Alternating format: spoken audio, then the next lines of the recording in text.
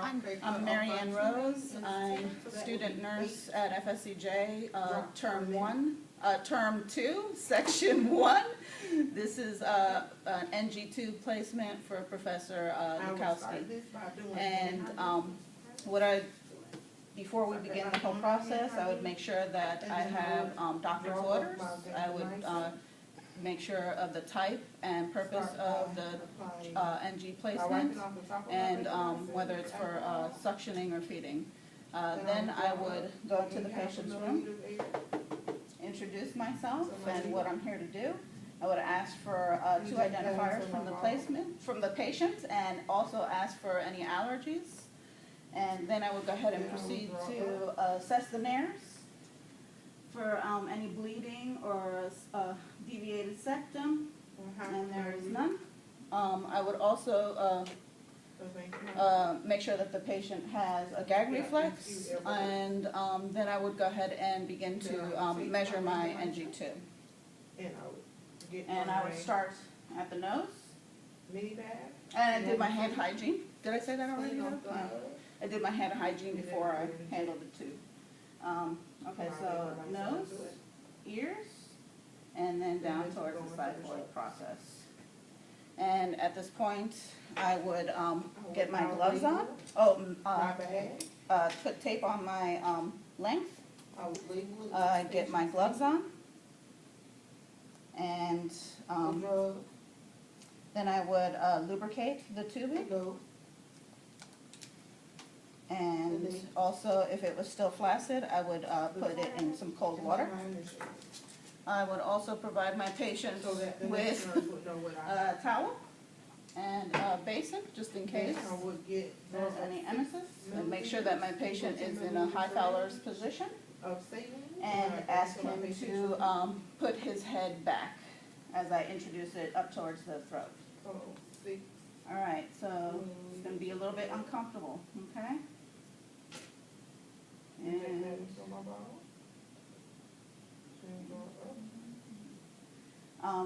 once I get towards the throat, I would just make sure again that the tubing is not coiled up in the mouth, and get my patient to drink some water, and ask him to swallow every time. And when he does swallow, I would go ahead and insert the tubing in as quickly as I can, with his head forward at this point. And then once I get to my marked spot, I would go ahead and,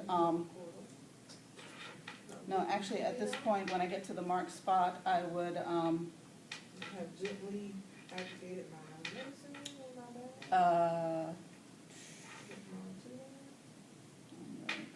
Okay, so I would Take the cap off of check for placement. Be sure to be careful not to touch the tip.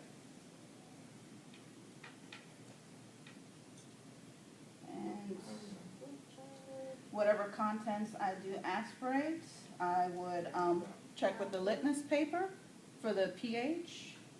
And then anything that was extra, of course, I would put back in. Unclamp my tubing to prime it. Then to confirm placement, of course, x-ray would be done, or pH is also tested regularly. Then at this point, I can go ahead and tape my tube in place.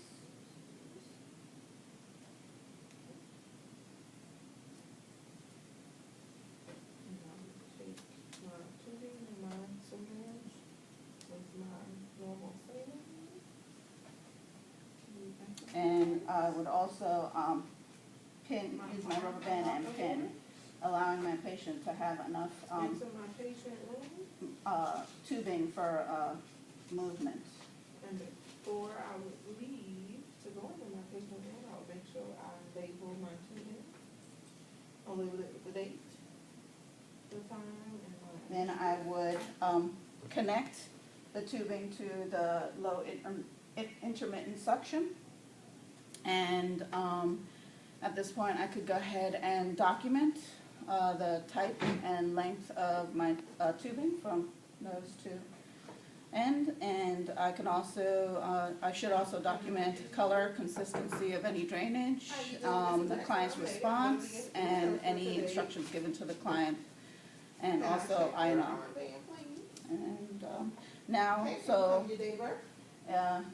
if I need to irrigate, for irrigation, Okay, Ms. I Adair, would, doctors ordered you from vancomycin. of course, I would disconnect the NG tube. Okay, And have you I had would, vancomycin before? Do you have any allergies to it? Okay, so we've had it before. Did you tolerate it well the first time? With about 30 mLs of air, or normal saline, I should say, I would check for placement. I would also auscultate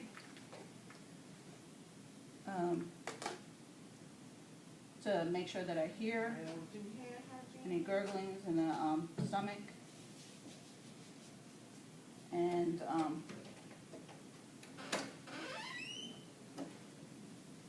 we'll apply gloves. I think that's about it for the, then I would, reconnect the tubing when I am done aspirating. And I would document, again, the same, information, regarding the color or consistency of any drainage that I get from the, aspiration. Is that it?